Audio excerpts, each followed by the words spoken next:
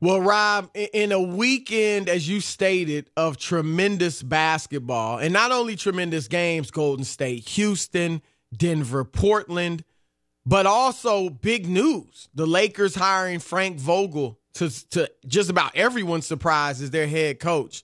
Including Jason Kidd. Right. And even today, it's obviously Monday, but John Beilein being hired as the head coach of the Cleveland Cavaliers out of the University of Michigan. That's what I want. All these great NBA stories. The biggest story of the weekend was Kawhi Leonard doing what no one in the history of the NBA, in the history of basketball, has ever done.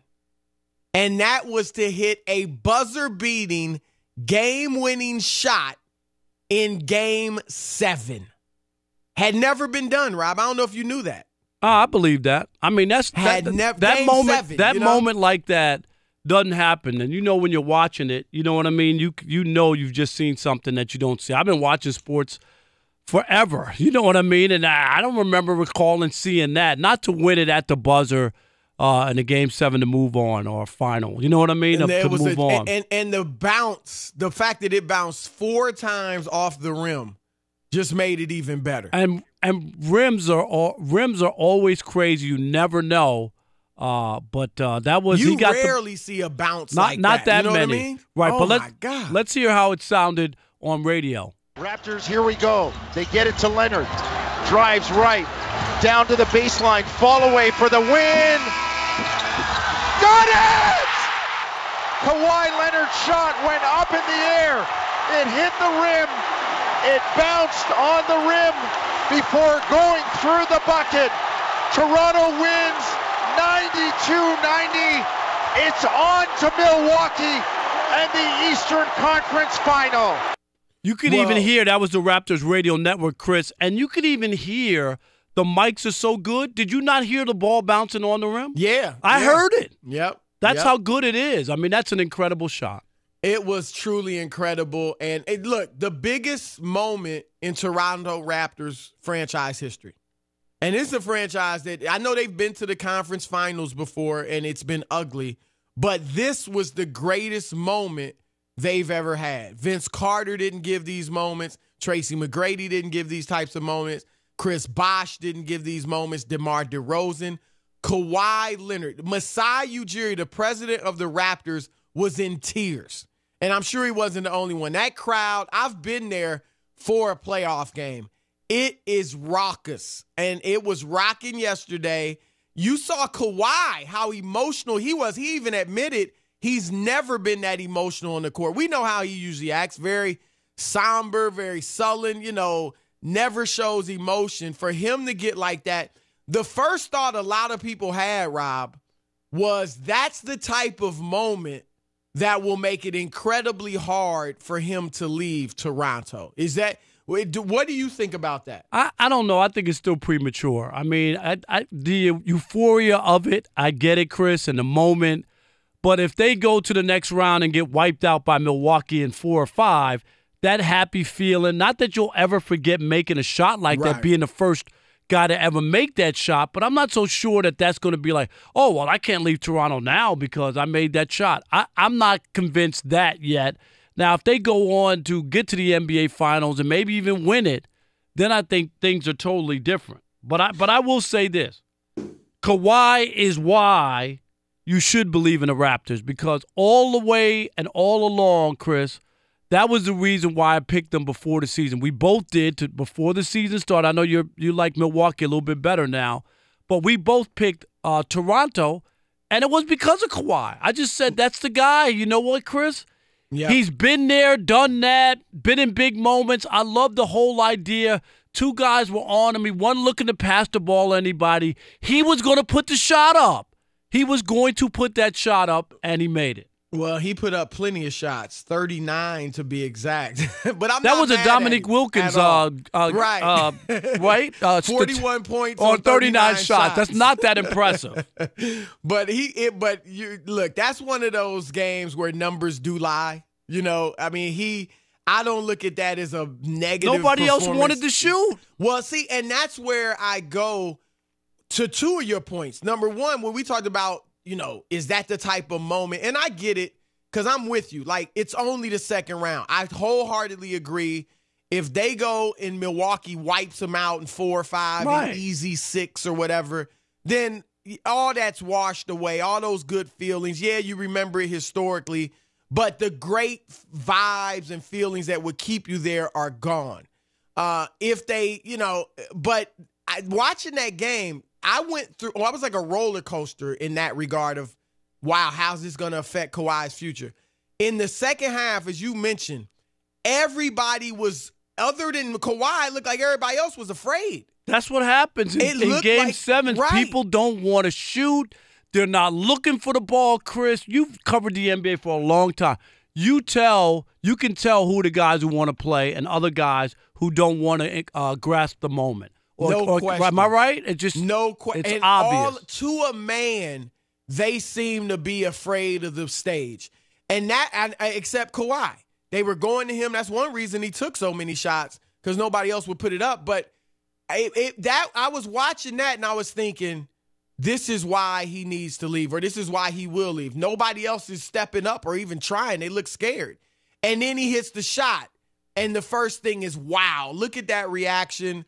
This is an emotional moment that may very well keep him. I mean, that's just a bonding experience that could end up keeping him there. You said the exact words, bond. It's the bonding thing. Right. It really is. It's not just hitting the big shot. It, like you said, it's the bonding. Like, they went wild. He went wild. It's his first experience like that. Like, that's something that's going to stick with him. However, I start thinking about it again, and I came to your conclusion that, look, this is just the second round. If that were just the conference final, it may have been, enough to seal the deal. Or say win a championship. What if that was to win the championship? Oh, well, and here's the thing. And I believe, Rob, that if Kawhi wins leads Toronto to the championship, which they're not the favorites, obviously, but it's certainly a real possibility considering the injuries to Kevin Durant. So if they somehow won the championship, I actually think it would still be easy for Kawhi to leave if he wanted. Like, he would be a 2-time champion. Even Toronto couldn't be mad at him because it's like, hey, the dude came 1 year and delivered. What are we going to do? Gave us these great moments. To me, he would have the freedom to do whatever in the heck he wanted to do, and nobody would be able to criticize him. I think the toughest scenario for him to leave Toronto would be if they get to the finals and they lose a nail-biting series, like a tough 6 or 7-game series to Golden State, and they're that close. That's when I think it'd be very hard for him to leave. And if he did leave, it might be viewed as a negative by a lot of people, even outside of Toronto. Yeah, I could see that scenario. I agree with that. And the other thing I took from it, the whole Joel Embiid, with tears or whatever, I love to see that. I'm going to tell you why, Chris. Because it should matter to you. Like you care about it. Do you know what I mean? Like the heartache of trying to get there. That's the great part of winning. Finally breaking through. That's why those tears, you know what I mean? Because you know how much hard work and what it takes to try to get there. And it should matter. If you're 20-something years old and it doesn't matter to you, do you know what I mean? And you could walk off the court like you didn't care whether you won or lost. You still got your fat paycheck coming. Something's wrong with that.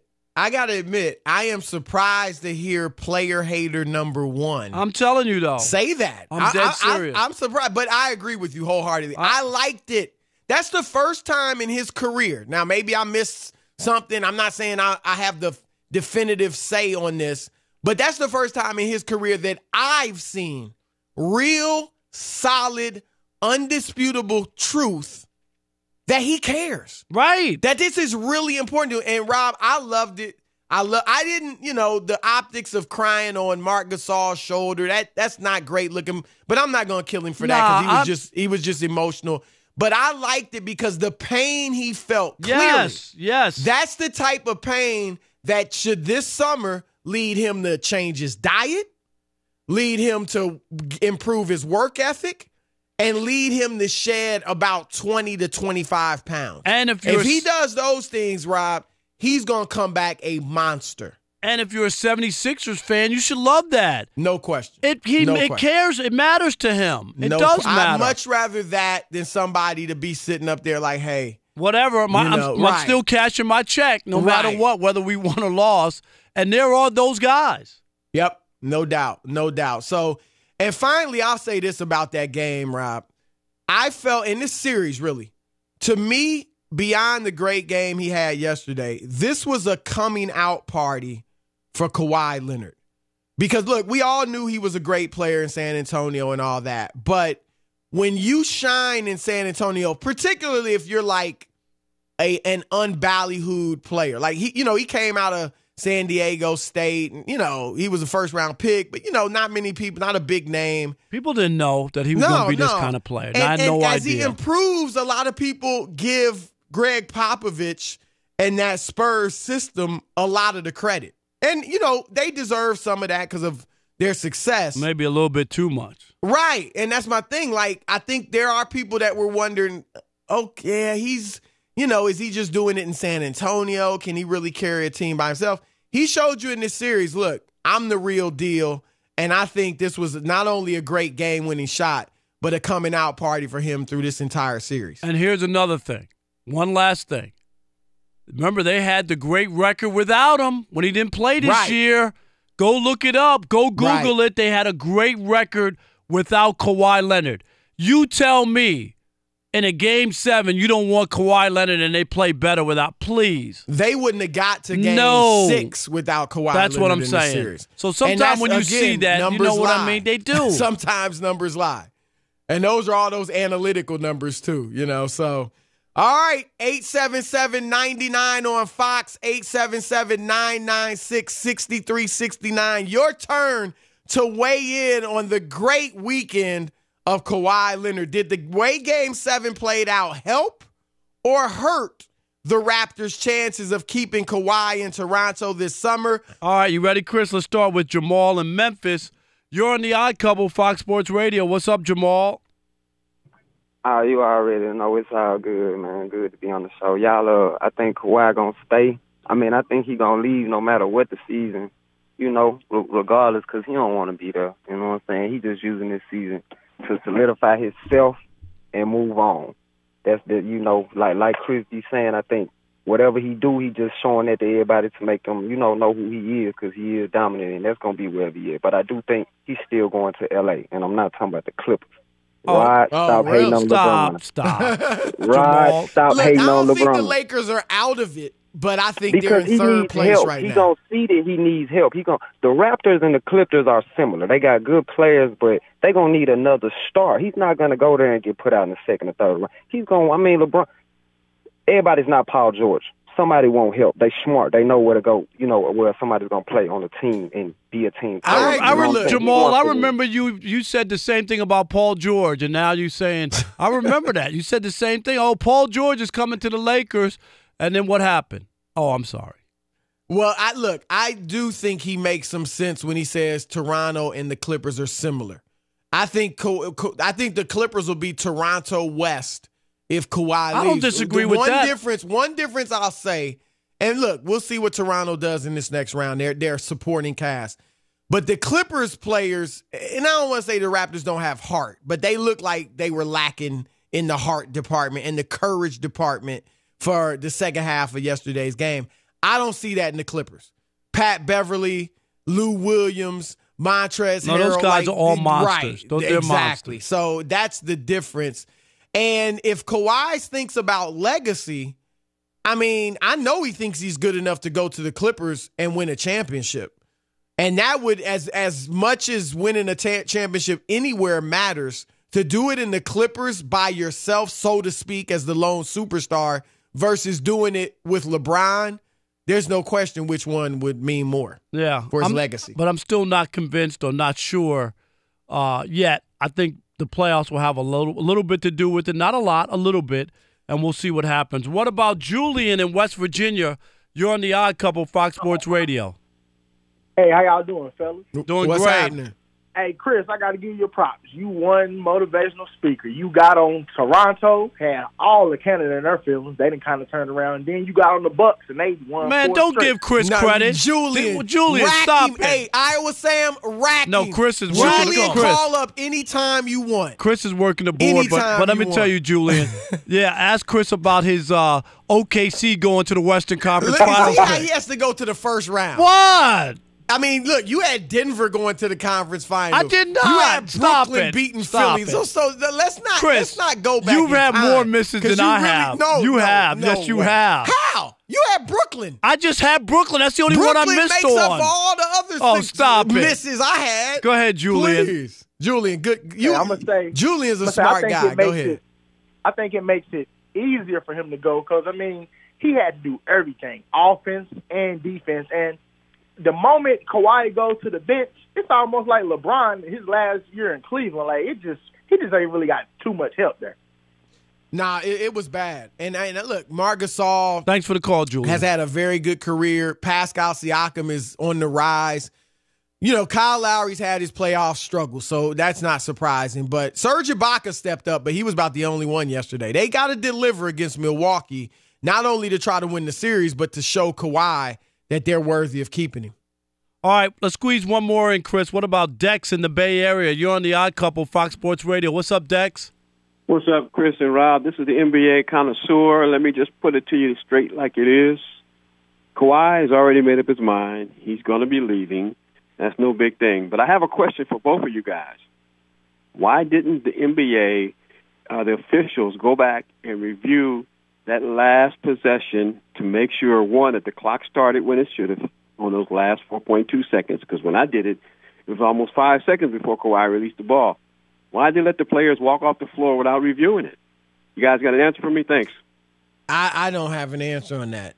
That's the first I've heard of that. Have you? Is there a story out about that, Rob, or something? Like, is there a question? I haven't heard that either. Rob G, is there any doubt? I mean, I didn't hear that at all. Yeah, I don't. I mean, again, I was wondering, did the last 2 minute report come out and say something about that? But I don't know. I just think he's nitpicking, to be honest.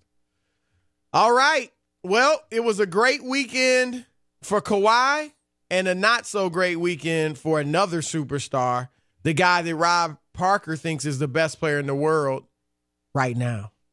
It's James Harden. Well, I said right now, not right now, but at the time right now. That was pathetic. Is the Beard destined to become the best player of this generation, never to win the championship? Fox Sports NBA analyst Cuttino Mobley has the answer next. Cuttino Mobley. Cuttino, what's happening, What's happening? I was going to come in there, man, and just sit with you guys and listen, man. I love y'all, too. How you feel? Man, we appreciate great, it. Man. We great. We definitely appreciate that. Cuttino, one thing real quick. Do you owe me chicken wings? Didn't we bet about the Lakers making the playoffs or not? No, that's null and void. Let me tell you why. Can I say why? Why? Because LeBron got hurt, only played 53 games. In those 53 games, you kind of owe me. I don't owe you. Right. Tell him, Cuttino. Rob, let me tell you, and then I'll let you go. The reason why I'm saying that is because when LeBron was playing, when he was in December, they were in the playoff hunt. Now, between you and I and the man on the moon, do you think if LeBron wouldn't have got hurt, would they be in the playoff contingents? I'm just asking you from your heart. Of course, but that's not how we play sports, though. That's not how we play. That's not how we play sports. Woulda, coulda, shoulda. When we were on the show, we talked about them not making the playoffs, and that was after LeBron came back. It wasn't when he was hurt. We went on it about that, and they didn't make the playoffs. I agree with you, Cuttino. Of course you do, because you owe me Jordans. It's understood you owe me if Jordans. LeBron gets hurt, it's off because they have no All chance right, let's to make go. it Let's out. move on. Let's move on, Cuttino. Hey, you know what? You can get them Jordans that you get. You know the old school Jordans that you get them at like Raw. Oh, look at that! Right. Yeah, you better believe. Cuttino, you gonna play me like that? Those are the only Jordans he had a chance man. All right. All right, Cuttino, look, like I said, you had some great years as a player in Houston. You know that fan base and even the organization, even though it's a lot of different people there now. But what is that team lacking to where they couldn't beat a Golden State team without Kevin Durant. And, what do you think they're lacking? Well, you know what? I think that was, truthfully, I think that was the NBA, the Western Conference Finals. That's what I think that was. Now, I don't want to, kill the Houston Rockets so much because without Kevin, and Kevin was mad at me this morning. He texted me after I Kevin posted Durant? my IG. Yeah, he got mad at me because of what I said. Well, Chris, you and I said, listen, that's a luxury. That's not a necessity because those guys won a championship and they won 73 games the year after they won the championship, and they got a 2-time MVP. So their third wheel, gets 60 in 3 quarters on 11 dribbles. Right. So I'm with you. I'm just stating a fact. I hate it running around with what do you call it? Rip Hamilton and Ray Allen and Reggie, and I hated that. Now, Kobe was maybe harder for an individual, but for a team, it's easier to guard a person like that than the person that's running around like they're crazy. Now back to Houston. I think Houston, it got harder for them when KD wasn't there because they can load up more when you have Clay, Steph, and KD on the floor at the same time. There is no team in the history of basketball where 3 guys eat when they play in the same game. It don't work like that. 2 guys are going to eat, another guy's going to suffer. And with those 3, since they're great shooters with Golden State, it kind of helps Houston more to stay in the game because you need 3 guys to touch that ball, to see that ball go in the basket because they're jump shooters. KD is so powerful and demands so much attention and respect, not only from his teammates, but from the opposing team as well, because he can just destroy you. Now, when KD's not in the game, it's harder for Houston to really match up, for me, I would think, because they do a lot more moving. So it's not so much as, now, there's 50-50. It's not so much as Houston was really bad. It was that it's harder for them, that's my opinion.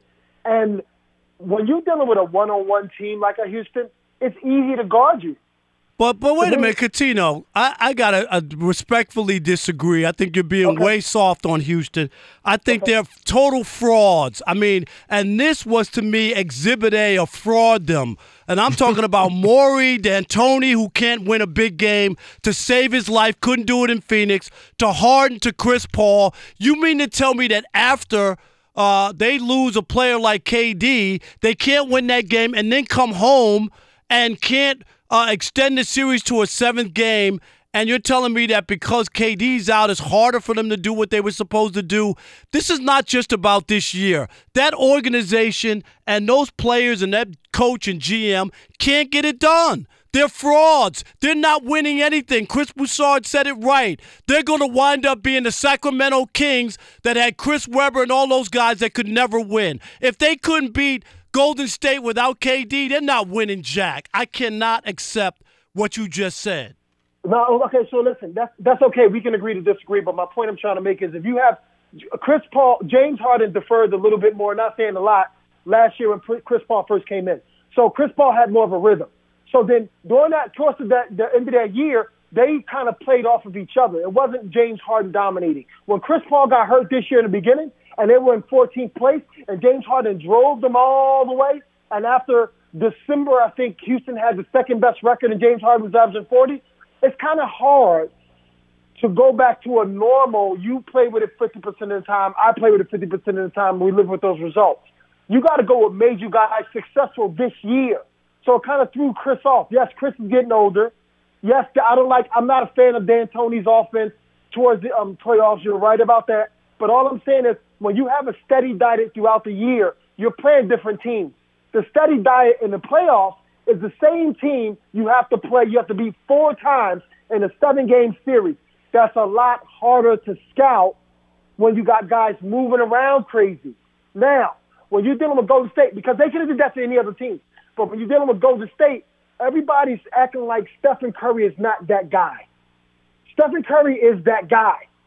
Okay, and if I get me a couple of baskets, Cuttino Mobley, if I get me a 3 here, a post up here, a free throw here, guess what? I'm starting to feel rhythm. You at my mercy because I'm a really good offensive player, and that's what Stephen Curry is. Without KD, Don't get it twisted. This year, how many times in 28 games without KD? This currently 28 games. You know what their record is?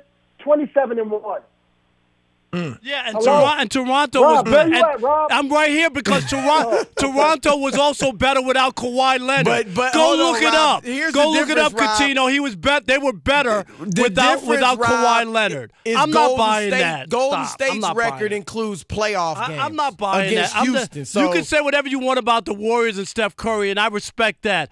But don't tell me that Houston showed up. Once KD went down, they rolled over, and they're frauds. I don't expect them to ever win anything the way that they're set up. They showed up. I said that it's more dangerous for them because you got to understand this.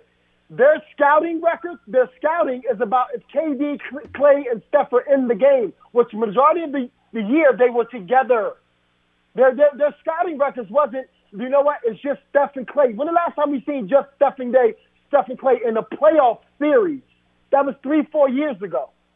So you kind of like, it's like you ever seen a game where the coach draws up a play or tells you not to, come off the three, and 2 seconds later you come off the three? Imagine that type of stuff happening when you got Clay and Steph together in 12 more minutes and then another game. You got to really dig in now because they've evolved. Stephen Curry was in top 5 MVP voting this year. Not last year, this year. Am I correct? Yep. Okay. So yes, I do. James Harden them, they didn't show up at the end. James gassed himself. I said that in the beginning of the year. If you keep playing like that, I'm telling you right now, along with your social life, you will run out of gas. And that did happen. But again, It's about the rhythm. It's the Odd Couple. We're Appreciate joined you. by former 11-year NBA veteran, FS1 NBA analyst, Fox Sports Radio host, the great Cuttino Mobley. Great knowledge, man. We appreciate the time, brother. All right, fellas. Love you guys. Have All fun. right, you too. Bye-bye.